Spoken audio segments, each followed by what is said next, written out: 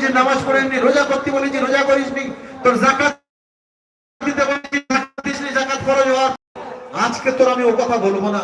তুই বারবার যখন তোকে আমি দিনের কথা বলি, তুই একটাই অজুহাত দেখাস, সেটা হলো যে আমার 3টে কন্যা সন্তান আছে, আমার চাঁদের মতো ফুটফুটে 3টে জামাই আছে, আমার বন্ধু বান্ধব আছে, আমার পাড়া প্রতিবেশী আছে, আমার আত্মীয় স্বজন আছে, আমার অর্ধাঙ্গিনী স্ত্রী আছে, আমার বিপদে তারা আমার কাজে আসবে। তার ওই আলেম মৌলানা সাহেব ভাই কেউ তোর কাজে আসবে না, কাজে আসবে না। তোর বিশ্বাস হয় না তো একবার মরণের আগে মরে দেয়। বলছে কি করতে হবে? বলে দাদা তোর অনেক জায়গা জমি আছে, তুই কাজ করছে চওড়া আল দেখে, এখন জমির ভূমিদাতা বিশাল মালিক,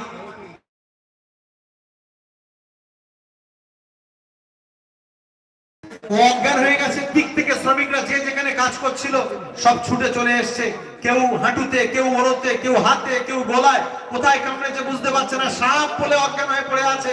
জিপটা একটু বার করে দিয়ে এখন সবাই যাতে বিষ মাথায় না উঠে যায় তার জন্য গামছা বাঁধছে, বিভিন্ন ভাবের দোয়া পড়ে বিভিন্ন জন বিভিন্ন ভাবে তারা তাদের ট্রিটমেন্ট করে তাড়াতাড়ি ঘরে নিয়ে উঠোনে যখন দলিজে রেখেছে।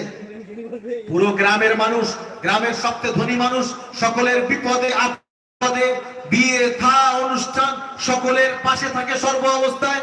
যদিও নামাজ রোজা করে না, হজ যাকাত কিছুই করে না, কিন্তু তারপরেও এলাকার মানুষের কিছু দান ধ্যান করে থাকে। সবাই এসছে, আরে আমাদের জমিদার বাবু কি হলো কি হলো দেখার জন্য।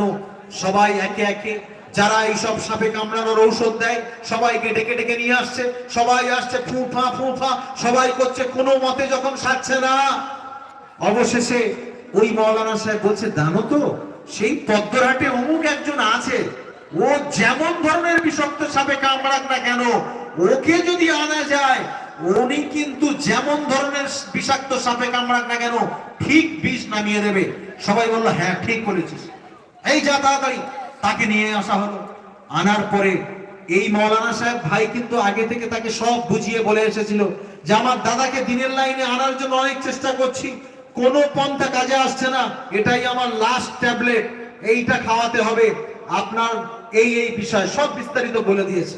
যখন সেই ব্যাটা যখন এসেছে, আসার পরে সে বলে এই তেঁতুল পাতা নিয়ে এসো 21টা, কুল পাতা নিয়ে এসো 11টা। আনার পরে বিভিন্ন ভাবে আন্তারু মন্তারু যন্তারু নমস্তুতে কিংড়ার গুতে আলোচলে খুদির ভাতেতে বিভিন্ন ভাবে মন্ত্র পড়ে ফুঁফা ফুঁফা দিয়ে মাথা থেকে পা পর্যন্ত এখন মোটামুটি ফুঁফাক দিয়ে এবারে পায়ের ডান পায়ের বুড়ো আঙুলটা খুব জোরে চেপে ধরেছে। বলছে আর চিন্তা নাই, বিষ নামিয়ে ফেলেছি, কোনো ভয় নাই কারণ। বলে কি করতে হবে? বলে তাড়াতাড়ি একটা নতুন ব্লেড নিয়ে এসো। নতুন ব্লেড একটা আনা হলো।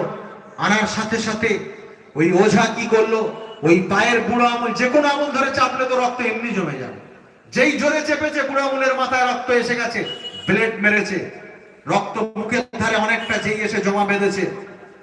বলছে দেখো এই জমিদার বাবুর পুরো শরীরের বিষ নেমে গেছে, তোমাদের মধ্যে কে আছো বলো যে এনাকে সব থেকে বেশি ভালোবাসো। সঙ্গে সঙ্গে তার অর্ধাঙ্গিনী স্ত্রী কাঁদতে কাঁদতে বুকে হাত চাপড়াতে চাপড়াতে আসছে, আরে আমার প্রাণের স্বামী সাপ আমার স্বামীকে দেখতে পেলো, আমাকে দেখতে পেলো না, আমাকে না কামড়ে আমার স্বামীকে কেন কামড়ালো, আমি চলে গেলে ভালো হতো, আমার স্বামীটা বেঁচে থাকলে ভালো হতো। এই বলতে বলতে কাঁদতে কাঁদতে যখন কাছে এসেছে, ওঝা বলছে থামাও দামো, দাঁড়াও মা, থামো, কেঁদো না, দাঁড়াও দাঁড়াও।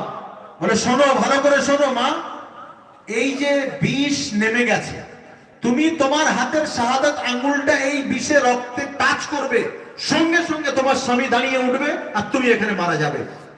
সঙ্গে সঙ্গে অর্ধাঙ্গিনী স্ত্রী এবার হতচকিত হয়ে গেছে, না না বাবা, সাপের লেখা বাঘের দেখা, ও আমার মরে লাভ নেই, ও গেছে যাই যাক, আমার দরকার নেই। পিছে কেটে পড়লো।